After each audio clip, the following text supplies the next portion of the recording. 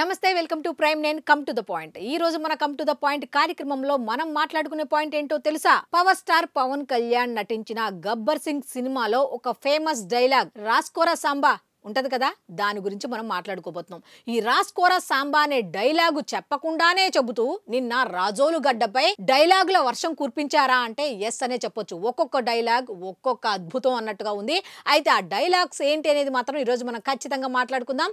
So come to the point కార్యక్రమంలోకి వెళ్లే ముందు మీకు చిన్న రిక్వెస్ట్. అదేమిటి అంటే రాస్కోరా సాంబా అనే దాంట్లో ఆ సాంబా ఎవరు అయి ఉంటారు అబ్బా అని నేనైతే ఆలోచిస్తున్నా.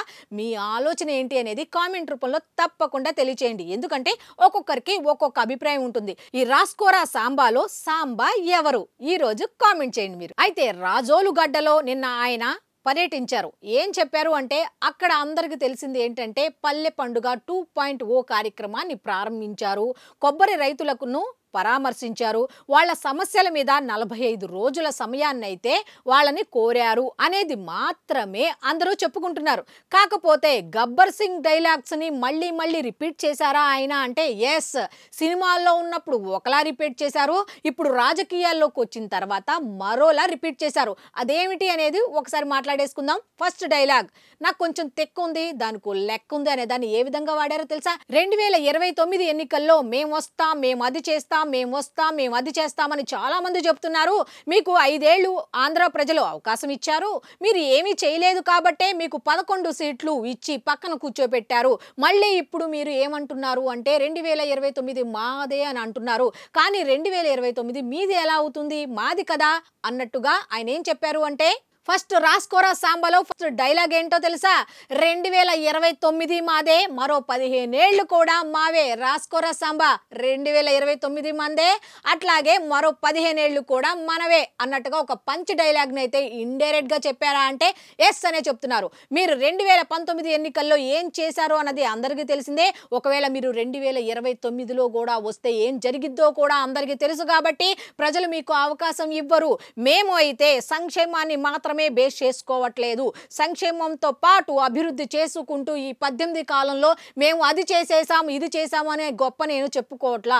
ఉన్నంతలో మీరు మిగిల్చిన అప్పుల్లో దాన్ని కొంచెం కొంచెం తీర్చుకుంటూ ఆ అప్పుల కూబిలోంచి ఆ బావిలోంచి బయటపడుతూ ఏదో ఒక రకంగా పని చేసుకుంటూ మేము వెళ్తున్నాం. మళ్ళీ మీరు 2029 అంటారేమిటి? మీకు అసలు అవకాశమే లేదు. రాస్కోరా సాంబా అంటూ అక్కడతో ఆపలేదు, ఇంకొక డైలాగ్ కూడా చెప్పారు. సోషల్ మీడియాలో గతంలో ఏ విధంగా మీరు రెచ్చిపోయారో మళ్ళీ ఇప్పుడు రెచ్చిపోతున్నారు. నాకు కొంచెం తెక్కుంది, దానికి ఒక లెక్క ఉంది, ఆ లెక్క ప్రకారం ఇప్పటి వరకు అందరి లెక్కలు నేను సరిచూస్తూ వస్తున్నాను. కానీ ఆ లెక్కలకు మాత్రం మీరు ఖచ్చితంగా ఫలితాలు అనుభవించి తీరాల్సిందే. ప్రతి లెక్క కూడా నేను గణాంకం చేస్తున్నాను, ప్రతిదీ కూడా మానిటరింగ్ అవుతుంది. నాకు కొంచెం తిక్క, దానికి ఒక లెక్క అనేది ఆల్రెడీ మీ అందరికీ తెలుసు. మొన్న చిత్తూరులో ఏం జరిగిందో తెలుసు, ఆ తర్వాత సీజ్ ద షిప్ అన్నప్పుడు ఏం జరిగిందో మీ అందరికీ తెలుసు. కాకపోతే ఇప్పుడు సోషల్ మీడియాలో కూడా మీరు ఇష్టం వచ్చినట్టు మీ అబద్ధాలు మానలేదు, మీ బూతులు మానలేదు, మీ ప్రవర్తన మానలేదు. అది మార్చుకోండి. ఇప్పటి వరకు మీరు ఏం చూశారు? పవన్ కళ్యాణ్ ఎంత కామ్గా ఉంటాడో మాత్రమే చూశారు. పవన్ కళ్యాణ్ ఎంత మంచోడు మాత్రమే చూశారు. పవన్ కళ్యాణ్కి కోపం వస్తే తెక్కొస్తే ఎలా ఉంటుంది అనేది ఇప్పటి వరకు మీరు చూడలా. అది చూడాలనుకునే ప్రయత్నం మాత్రం మీరు అస్సలు చెయ్యొద్దు. ఎందుకంటే మీరు వ్యక్తిగతంగా విమర్శలు చేయకండి. ఒక పాలసీ ప్రకారం మేము ఇచ్చిన హామీలు అమలు చేయకపోతే ఎస్ మీరు కాలర్ పట్టుకొని క్వశ్చన్ చేయండి అని నేనే చెప్పాను. అది ప్రజలా, ప్రతిపక్షమా, లేకపోతే విపక్షమా, ఇంకెవరైనా సరే మేము ఏం చేయకపోయినా మమ్మల్ని అడగండి అనే చెప్తున్నాం. అంతేగాని వ్యక్తిగత దూషణలకు వెళ్ళొద్దు. నేను మళ్ళీ వార్నింగ్ ఇస్తున్నా. ఒక్కసారి వైఎస్ఆర్సీపీ వాళ్ళ గురించి మాట్లాడింది పిఠాపురంలో మాట్లాడా, మళ్ళీ నేను ఇప్పుడు ఈ రాజోలు గడ్డ నుంచి నేను వార్నింగ్ ఇస్తున్నా. వ్యక్తిగత దూషణలకు వెళ్తే మాత్రం అస్సలు బాగోదు. అధ్యక్షులు వారు చెప్పారు కదా అని మీరందరూ కూడా ఇష్టం వచ్చినట్టు గనక అలా పేలితే దానికి తప్పకుండా దానికి సంబంధించిన రిజల్ట్ అయితే మీరు అనుభవించి తీరాల్సిందే. మీకు పిల్లలు ఉన్నారు, గుర్తుపెట్టుకోండి. మీరు బాధపడితే పిల్లలు కూడా బాధపడతారు. మీ ఇంట్లో ఆడపిల్లలు ఉంటారు, భార్య ఉంటారు, వాళ్ళందరూ బాధపడతారు. ఫ్యామిలీ ఉంటుంది కాబట్టి ఎవరో మాటలు విని సోషల్ మీడియాలో ఇష్టం వచ్చినట్టు వ్యక్తిగతంగా మాట్లాడొద్దు. పాలసీల ప్రకారం క్వశ్చన్ చేయండి, దానికి అనుకూలంగా నేను ఆన్సర్ ఇస్తా. నాకు దయ దయచేసి తిక్క తెప్పించే పనులు చెయ్యొద్దు. డైరెక్ట్గా నేనే రంగంలోకి దిగుతా ఈసారి. ఎలా ఉంటది అంటే మీరు కలలో కూడా ఊహించుకోలేరు అన్నట్టుగా వార్నింగ్ అయితే ఇచ్చారు. ఈ రోజుకి వాళ్ళు తీరుతెన్ను మార్చుకోవట్లేదు. చాలా తక్కువ సార్లు గత ప్రభుత్వం గురించి మాట్లాడతారు. వాళ్ళు ఈ రోజుకి వాళ్ళ బూతులు మారట్లేదు, వాళ్ళ బుద్ధులు మారట్లేదు. ఇంకా మీరు సామాజిక మాధ్యమాల్లో తిడుతానే ఉన్నారు. మళ్ళీ ఇంకొకసారి హెచ్చరిస్తున్నారు. పిఠాపురంలో ఒకసారి చెప్పాను మీకు, మళ్ళీ మీరు పిచ్చి ప్రలాపనలు చేస్తే పర్యావసానాలు చాలా తీవ్రంగా ఉంటాయి. గుర్తుపెట్టుకో. పరమబద్ధంగా ఒక పద్ధతిలో మమ్మల్ని విమర్శిస్తే తప్పులను మేము సరిదిద్దుకుంటాం. అలా కాకుండా వ్యక్తిగతంగా మళ్ళీ పాత పద్ధతిలో చేస్తే ఈసారి నేనే చెప్తున్నాను. మీరు పవన్ కళ్యాణ్ మంచితనం చూశారు, పవన్ కళ్యాణ్ సహనం చూశారు, పవన్ కళ్యాణ్ గట్టితనం మీరు చూడలేదు. దయచేసి అక్కడ దాకా తీసుకెళ్ళకండి. ఎందుకంటే నాకు క్షమ ఉండదు నా దగ్గర. క్లోజ్గా మానిటర్ చేస్తున్నాం, ఎవరు ఏం మాట్లాడుతున్నారు, ఎవరు ఏం చేస్తున్నారు. మీకు అవకాశం ఇస్తున్నాను. మీరు ప్రజాస్వామ్యబద్ధంగా విమర్శించండి. సహృదయతో కూటమి ప్రభుత్వం తీసుకుంటుంది. మళ్ళీ హద్దులు దాటి మాట్లాడి మేమే వచ్చేస్తాం 29లో అంటే నేను చెప్తున్నాను కదా. మళ్ళీ ఈ రోజున నా రాజోలు గడ్డ సాక్షిగా చెప్తున్నాను కదా, నా రాజోలు గడ్డ సాక్షిగా చెప్తున్నా. మీరు అలాంటి ఆశలు పెట్టుకోకుండా జరగవు. ఎందుకంటే మేము ప్రజలు మమ్మల్ని నమ్మారు, మేము వాళ్ళ ముందుకు తీసుకెళ్తాం. నేను మీ చేత మీ ఏ సమస్య ఉన్నా కానీ మనందరం కూర్చొని ఓకే సమస్య ఏముంది కూర్చోబెట్టి మాట్లాడి, ప్రజాస్వామ్యం అంటే అదే కదా. ఒక సమస్య ముందుకు వస్తే మనం వింటాం, దానికి ఎలా పరిష్కార మార్గం వెతుకుతాం. అందరం కలిసికట్టుగా దేశాన్ని సమాజాన్ని నిర్మిద్దాం. క్రిమినల్ యాటిట్యూడ్ తోటి ఎవరు వచ్చినా కానీ, అది నా పార్టీ జనసేన పార్టీలో ఉన్నా కానీ, కూటమి పార్టీలో ఎవరున్నా కానీ నేను ఉపేక్షించను. అలాంటి నాయకుల్ని, అలాంటి వ్యవహారం నడిపేవాళ్ళు నేను వదులుకోవడానికి సిద్ధంగా ఉన్నాను తప్ప నన్ను ప్రేమించే జనాన్ని వదులుకోవడానికి నేను సిద్ధంగా లేదు. ఇప్పుడే అడుగు పెట్టాం. మీ ఆశీస్సులు కావాలి, మీరు అర్థం చేసుకునే మనసు కావాలి. మమ్మల్ని గెలిపించిన కుటుంబ ప్రభుత్వాన్ని గెలిపించిన ప్రతి ఒక్కరికి 2 చేతులు జోడిస్తూ అందరికీ కృతజ్ఞతలు తెలియజేసుకుంటూ నా కోరిక ఒకటే, కష్టంలో ఉన్నవాడికి సాయం చేయాలి అన్నదే ఒకటే. అదే నన్ను ఇక్కడ దాకా పట్టుకొచ్చి. మీరు నన్ను మనస్ఫూర్తిగా నమ్మండి. ఇందాక చెప్పినట్టుగా ఒక ఇంటికి పెద్ద కొడుకు ఎలా ఉంటుందో ఈ ప్రభుత్వాన్ని ఒక పెద్ద కొడుకుగా భావించి మీరు నమ్మండి. మీరు దీనికి ఒక 15 సంవత్సరాల సమయం కావాలి మాకు.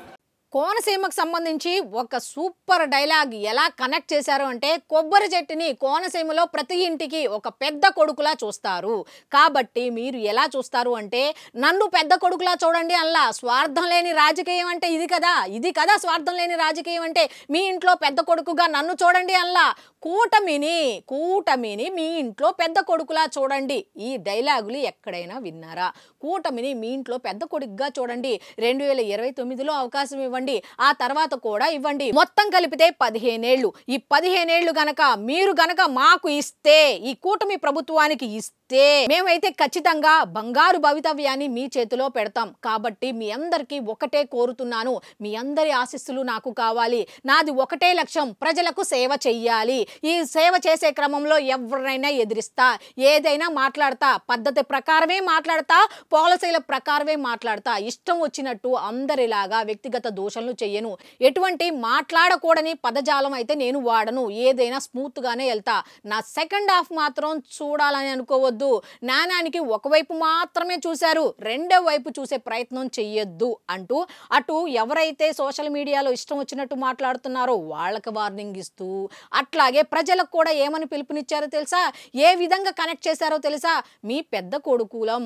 ఎవరు? ఈ కూటమి ప్రభుత్వం అనేది మీ పెద్ద కొడుకు, మీ కుటుంబ పెద్ద. మీరు మాకు గనక అవకాశం ఇవ్వండి, ఈ 15 ఏళ్ళు మేము ప్రతిదీ చేసి చూపిస్తాం. మీ ఆశీస్సులు నాకు కావాలి, మీ ప్రేమ నాకు కావాలి, మీ అండదండలు మాకు కావాలి అని మాత్రమే ఆయన అడిగారు. ఆయన చెప్పింది ఒకటే, పాలసీ ప్రకారం వెళ్దాం, మీరు మమ్మల్ని క్వశ్చన్ చేయండి, ప్రతి ఒక్కరికి ఆన్సర్ ఇస్తాం. సో రాజోలు గడ్డపై ఆయన చెప్పిన ఒకే ఒక్క మాట ఏమిటి అంటే, ప్రజాసేవే నాకు ముఖ్యం. కొబ్బరి చెట్లు ఎందుకు చనిపోతున్నాయి? ఉప్పు నీళ్ల వల్ల చనిపోతున్నాయి. దానికి ప్రత్యామ్నాయం ఏంటి అని ఆలోచించుకొని వెంటనే మీ ప్రాబ్లం సాల్వ్ చేసేస్తానని వెళ్ళిపోలా.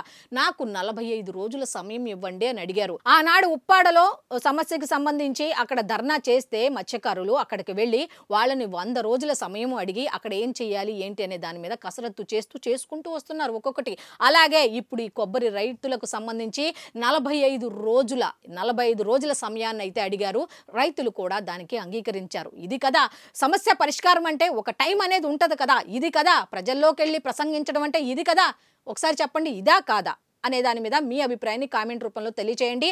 అయితే రాస్కోరా సాంబా, ఆ సాంబా పేరేంటి అనేది మీరు కామెంట్ రూపంలో తప్పకుండా తెలియజేయండి. సో ఇది ఈనాటి కమ్ టు ద పాయింట్ కార్యక్రమం. మళ్ళీ రేపటి కమ్ టు ద పాయింట్ కార్యక్రమంలో కలుసుకుందాం. అంతవరకు సెలవు. నమస్కారం.